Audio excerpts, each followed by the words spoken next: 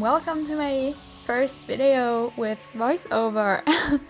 I thought I could just show you how I did the drawing of an anime girl from 2014 today, and could just explain some things while I'm drawing this. So here I tried to sketch a pose that's dynamic and curvy instead of the stiff one like in 2014. I'm also redrawing the position of her head because I'd rather have spent more time in the sketch phase than ending up with an ugly rendering or painting.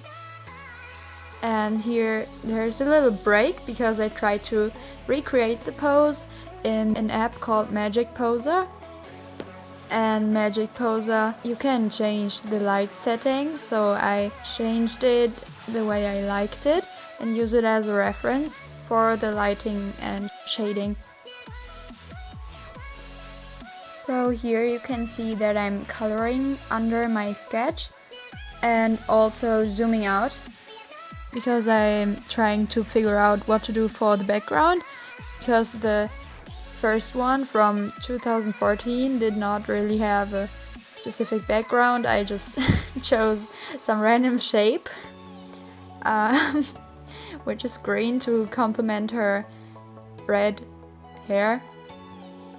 For some reason I've always liked drawing girls with red hair. I'm not sure why, but the last 3 paintings I did were of girls with red hair. I especially like the combination of red and teal. I merged the line art together with the underpainting and just paint over the line art right now, and this is starting to look scary. This always happens to me. I make a sketch and it looks cute, and then I try to paint on top of it and it just starts looking so scary, and we have to deal with that right now because I'm trying to take pictures with a wig head that I have. You'll see them in just a few seconds, so I can reference from this angle.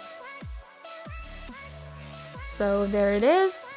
I actually took another one. Yeah, there it is, and there I can see some mistakes.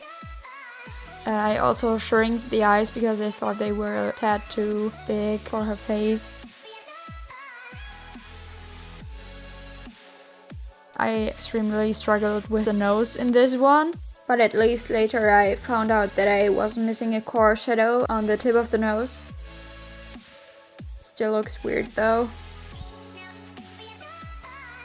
It's funny that I'm redrawing this in 2018 because there's an 18 on her top, and this year I actually got her haircut and now it looks like I'm painting myself in a more stylized and obviously in a cuter way than I actually look like.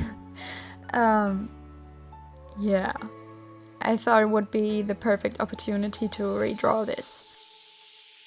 I just wanted to address that I have been doing realism or semi-realistic stuff for 2 years and not 4 years. So even though the time difference here is 4 years, it won't look as drastic because I chose to redraw this in a realistic kind of manner instead of a line art drawing, but more of a painting because I've only done it for 2 years instead of the whole 4 years.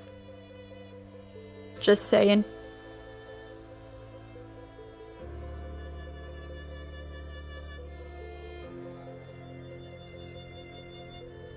I think this little break happened because there was a moth in my room and I couldn't find it, and I got my mom to remove it for me because I'm scared of moths.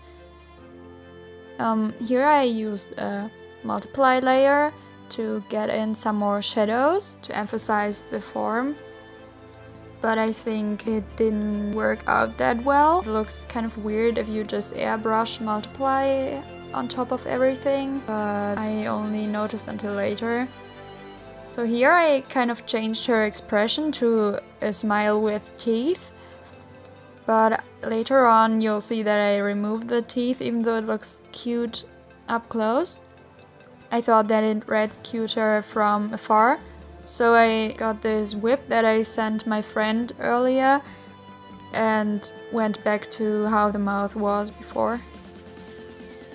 I didn't really want to render this like too much because I'm lazy and this is why everything looks kind of painterly. And I also have to do some more studies again, like photo studies. I've been in kind of an art block phase right now, but I feel like I'm now pulling out of this art block hole with every piece that I attempt, and it's slowly getting better again.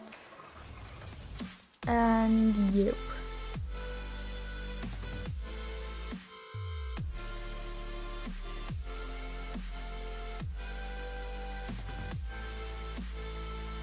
For this weird little light spot on her chin, I really struggled with that for some reason.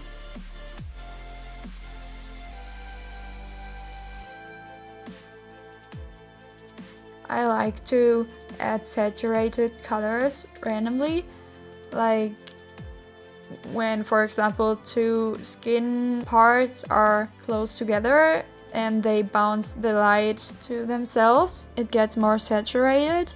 And I love subsurface scattering and just do it over the top a little bit. Not sure if it's stupid to address, but I think maybe it doesn't seem legit to use references and draw this again.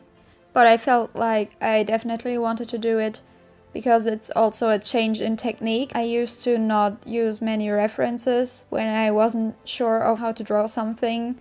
I would just try to figure it out and never learn from it, and I couldn't do it right. So I think using references is also a big thing I learned in these 4 years.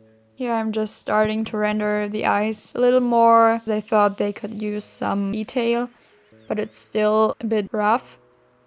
I like when the iris looks a little milky, when it's transitioning into the white of the eyeball slowly and not in a hard edge.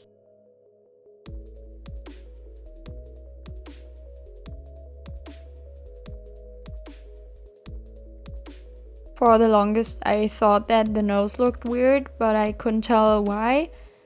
So I tried to move it around, but it didn't really help anything. So I just left it where it was and kept on drawing and giving her a little bit of blush and some saturated areas. I even attempted to give her a little dimple, but it didn't work out. I couldn't do it. And I even tried to make her neck longer, like here, because I thought it would maybe make her silhouette look more feminine with a bit of neck, but I actually went back and moved the head closer to the body again because I like how she looked a little more shy in a way, with her head more tilted down. So that's it. Thanks for watching. I hope this was somewhat helpful. Let me know what you think. Should I do these more often? I hope you guys have a nice day. Bye bye!